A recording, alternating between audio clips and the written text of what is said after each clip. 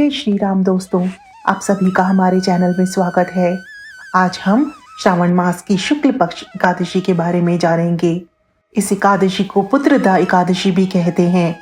इस दिन भगवान विष्णु की पूजा की जाती है और माना जाता है कि यह व्रत संतान प्राप्ति और संतान की खुशहाली के लिए किया जाता है। इस साल श्रावण पुत्रदा एकादशी 5 अगस्त को मनाई जाएगी। एकादशी तिथि 4 अगस्त को सुबह 11:41 से शुरू होगी और 5 अगस्त को दोपहर 1:12 को समाप्त होगी। शास्त्रों के अनुसार एकादशी तिथि का निर्णय उदया तिथि के अनुसार होता है, इसीलिए 5 अगस्त को पुत्रदा एकादशी मनाई जाएगी। आइए अब जानते हैं कि श्रावण पुत्रदा एकादशी का क्या महत्व है। पुत्रदा एकादशी का व्रत संतान की प्राप्ति और संतान के जीवन में सुख समृद्धि के लिए किया जाता है। यह व्रत भगवान विष्णु को समर्पित है और इस दिन उनकी पूजा करने से विशेष फल मिलता है। यह व्रत रखने से व्यक्ति को मोक्ष की प्राप्ति होती है, ऐसा धार्मिक मान्यताओं में कहा गया है। अब जानते हैं कि इस एकादशी की पूजा विधि किस प्रकार है। तो इस एकादशी के दिन सुबह जल्दी उठकर स्नान करें और व्रत का संकल्प लें। भगवान विष्णु की पूजा करें, उन्हें फूल, फल, नैवेद्य आदि अर्पित करें। विष्णु चालीसा का पाठ करें और आरती करें। व्रत कथा पढ़ें या सुनें और रात को भजन कीर्तन करें और जागरण करें। द्वादशी के दिन ब्राह्मणों को भोजन कराएं और फिर स्वयं भोजन करके व्रत का पारण करें। श्रावण पुत्रदा एकादशी की व्रत कथा इस प्रकार है। श्री युधिष्ठिर कहने लगे कि हे भगवान, श्रावण शुक्ल एकादशी का क्या नाम है? व्रत करने की विधि तथा इसका महात्म कृपया करके कहिए। मधुसूदन कहने लगे कि इस एकादशी का नाम पुत्रदा है। अब आप शांति पूर्वक इसकी कथा सुनिए।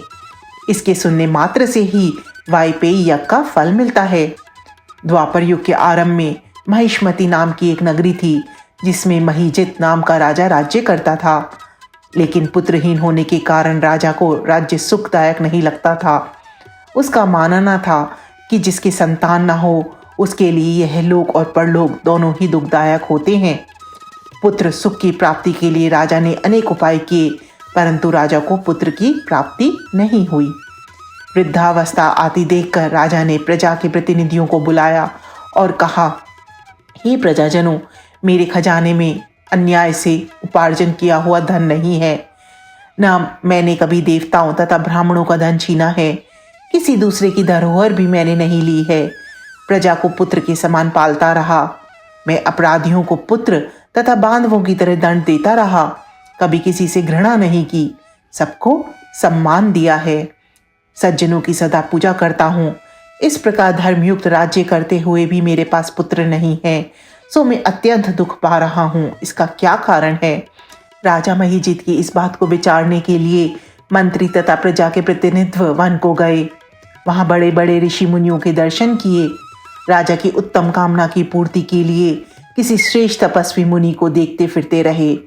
एक आश्रम में उन्होंने एक अत्यंत वयोवृद्ध धर्म के ज्ञाता, बड़े तपस्वी, परमात्मा में मन लगाए हुए निराहार, जितेंद्रिय, जितात्मा, चित क्रोध, सनातन धर्म के गुण तत्वों को जानने वाले, समस्त शास्त्रों के ज्ञाता महात्मा लोमश मुनि को देखा, जिनका कल्प के व्यतीत होने पर एक रोम गिरता था। सबने जाकर ऋषि को प्रणाम किया। उन लोगों को देखकर मुनि ने पूछा कि आप लोग किस कारण से आए हैं? निसंदेह मैं आप लोगों का हित करूंगा। मेरा जन्म केवल दूसरों के उपकार के लिए हुआ है, इसमें संदेह मत करो। लोमश ऋषि के ऐसे वचन सुनकर सब लोग बोले, हे महर्षि, आप हमारी बात जानने में ब्रह्म से भी अधिक समर्थ हैं, अतः आप हमारे संदेह को दूर कीजिए। महिष्मतिपुरी का धर्मात्मा राजा महीजित प्रजा का पुत्र के समान पालन करता है, फिर भी वह पुत्रहीन होने के कारण दुखी है। उन लोगों ने आगे कहा कि हम लोग उसकी प्रजा हैं, अतः उसके दुख से हम भी दुखी हैं। आपके दर्शन से हमें पूर्ण विश्वास है कि हमारा यह संकट अवश्य दूर हो जाएगा, क्योंकि महान पुरुषों के दर्शन मात्र से अनेक कष्ट दूर हो जाते हैं। अब आप कृपया करके राजा के पुत्र होने का उपाय बताएं। यह वार्ता सुनकर ऋषि ने थोड़ी देर के लिए नेत्र बंद किए और राजा के पूर्व जन्म का वृत्तांत कहने लगे कि ये राजा पूर्व जन्म में एक निर्धन वैश्य था। निर्धन होने के कारण इसने कई बुरे कर्म किए। यह एक गांव से दूसरे गांव व्यापार करने जाया करता था। एक समय जेठ मास के शुक्ल पक्ष की द्वादशी के दिन मध्याह्न के समय वह जबकि 2 दिन से भूखा प्यासा था, एक जलाशय पर जल पीने गया। उसी स्थान पर एक तत्काल की ब्याई हुई प्यासी गौ जल पी रही थी।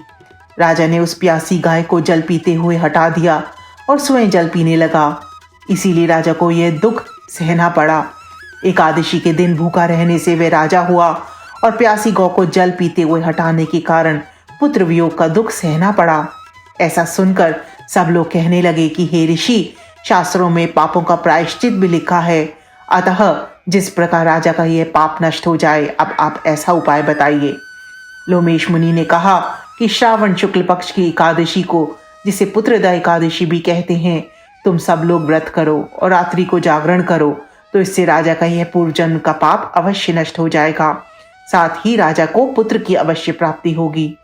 लोमश ऋषि के ऐसे वचन सुनकर मंत्रियों सहित सारी प्रजा नगर को वापस लौट आई और जब श्रावण शुक्ल एकादशी आई तो ऋषि की आज्ञा अनुसार सबने पुत्रदा एकादशी का व्रत और जागरण किया।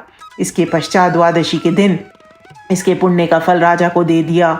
उस पुण्य के प्रभाव से रानी ने गर्भ धारण किया और प्रसव काल समाप्त होने पर उसके एक बड़ा तेजस्वी पुत्र उत्पन्न हुआ।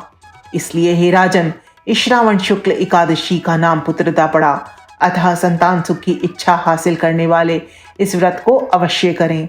इसके महात्म को सुनने से मनुष्य सब पापों से मुक्त हो जाता है और इस लोक में संतान सुख भोग कर परलोक में स्वर्ग को प्राप्त होता है। श्रीमन नारायण नारायण नारायण, भज मन नारायण नारायण नारायण। श्रीमन नारायण नारायण नारायण, भज मन नारायण नारायण नारायण। जय जय नारायण नारायण नारायण।